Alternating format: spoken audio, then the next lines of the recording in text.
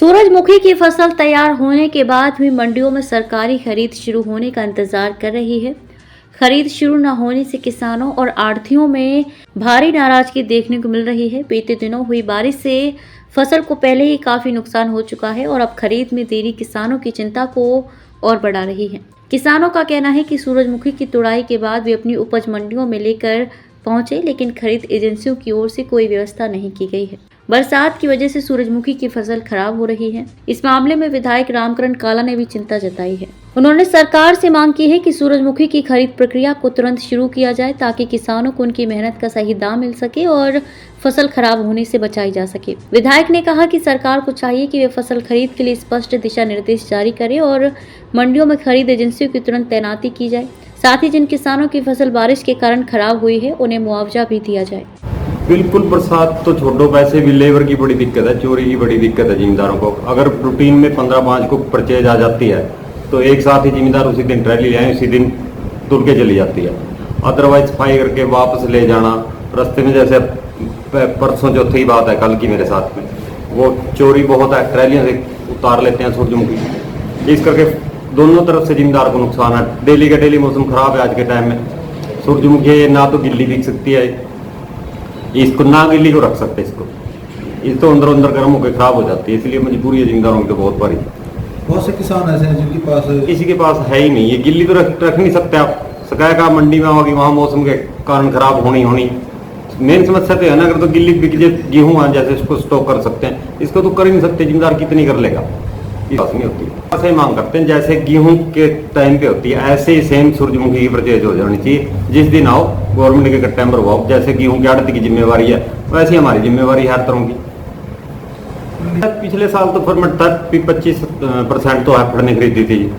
उसके बाद ware house वगैरह ने खरीदी थी। 2 दुकान परचेजर छोड़ दिए थे जो क्वालिटी वगैरह चेक करेंगे। रूटीन में वो दुकान पे आके चेक कर जाते थे तो उसकी भर्ती हो जाती थी। पीछे तो ये सिस्टम था। इसके बारे में हम ये कहना चाहते हैं कि जो सरकार ने खरीद की बात की है वो हम चाहते हैं भी जल्दी से जल्दी 1 तारीख से भी पहले लेके आए। क्यों जो 3 दिन पहले बरसात हुई है उस बरसात में जिम्मेदारों का बहुत नुकसान हुआ है जी।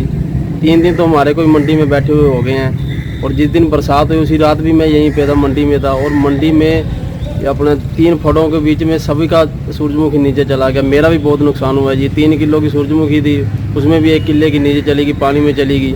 तो इस प्रकार से आगे भी मौसम ख़राब चल रहा है और जिस हिसाब से मौसम ख़राब चल रहा है जिस हिसाब से किसानों का आगे और भी नुकसान हो सकता है। तो मेरी सरकार से यही गुजारिश है कि जल्दी से जल्दी खरीद लेके आए और हम अपना जो भी सूरजमुखी है उसका काम ख़त्म कर सकें। क्या नाम है, कहाँ से हो? मेरा नाम सतनाम सिंह है जी, मैं कलसानी से हूँ। सवेरे 8 बजे मंडी में गया था तो रात जो कल बेमौसमी बरसात हुई, बरसात बहुत ज़्यादा हुई। आप देख रहे बाबा मारकंडे में भी कल पानी आएगा रात। चलो मैं भी बाबा मारकंडा से नमस्ते करूँ क्योंकि बाबा मारकंडा पहली बार आया साथ में। अभी रात देखने के लिए भी लोग, मैं कहूँगा कल जो सूरजमुखी जिम्मेदार की मैं कई जगह तो बहेगी पानी में, बहुत सूरजमुखी बहेगी पानी के अंदर। और कम से कम भी 2.5 फुट पानी था। मैं कार खड़ा हो गया, 2.5 फुट पानी था मंदिर के अंदर।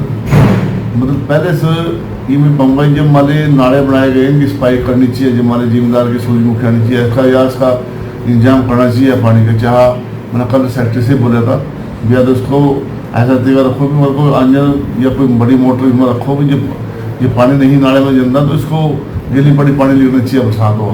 अब इतनी बरसात कल हुई आप देख भी नहीं सकते। मैं वहाँ देखकर जिम्मेदार अगर 50 किलो सूरजमुखी बची कई किले में थे।